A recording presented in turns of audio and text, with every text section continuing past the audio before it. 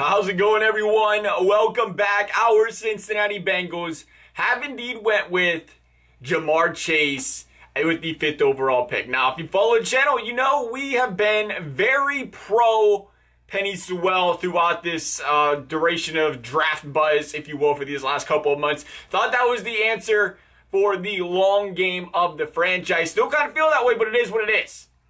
As a Bengals fan, going to completely support the Ja'Marr Chase signing, and I hope for the best that this guy, well, it's not even if this guy will indeed make this offense a heck of a lot better. He will raise the bar for this offense. I hope without Sewell, Bengals, that makes rounds 2 through 4 very, very important this year that they do hit on those rounds, I think. Again, if you're talking championship contender, I think you bring a guy like Ja'Marr Chase, you already have Joe Burrow. I mean, I think this is a team that's going to be a dynamic, a filthy pass attack for years to come. That's always going to be a playoff contender because of how good that pass attack is. But again, there's more to that when it comes to winning a Super Bowl, of course. But Ja'Marr Chase brings, again, a lot of athletic ability to this team. You got Joe Burrow. And something I was really thinking about here just recently, how about the idea of, it does feel like things are starting to change a little bit here in the Bengals organization from, Mike Brown perspective in the trickle-down effect of keeping players happy. I mean, I think we all know, at least it was pretty universal. I think Joe Burrow is going to say, I'll take whoever you give me.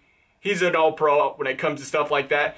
But if you wanted a player, it was probably former teammate Ja'Marr Chase. You bring a guy like Ja'Marr Chase in with Joe Burrow, those former teammates, and you start to really build that team morale because of those two.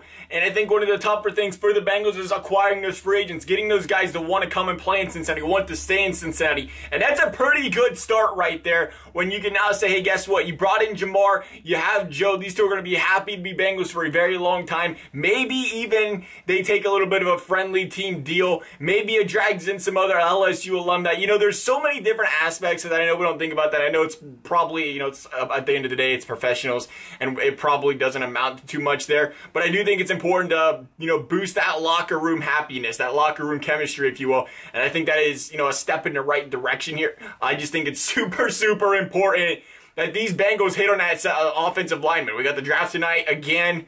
As of the recording of this video, they need to get an offensive lineman because it is still essential to protect Joe Burrow throughout his career here. And again, Riley Reiff, temporary fill. He's going to be here for a little bit, but he's not going to be here for a long time. He is, 33, 34?